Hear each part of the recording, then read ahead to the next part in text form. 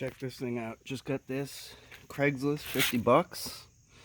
Cub Caddet GC145. 29cc 4-stroke rototiller. Things like brand new. Got it on Craigslist, 50 bucks. No start issue. So, fire it up. I throw some carb cleaner in it. Started right. Popped and started. So, I know it had to be a fuel problem. So, took off the tank, pulled the filter, and look at this.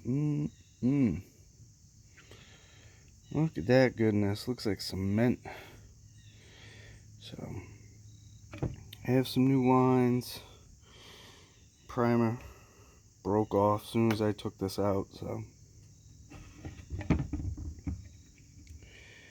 yeah. I wonder it wasn't starting. Get no fuel. So, this is part one. I'm gonna fix it up, put it back together, and I'll be back.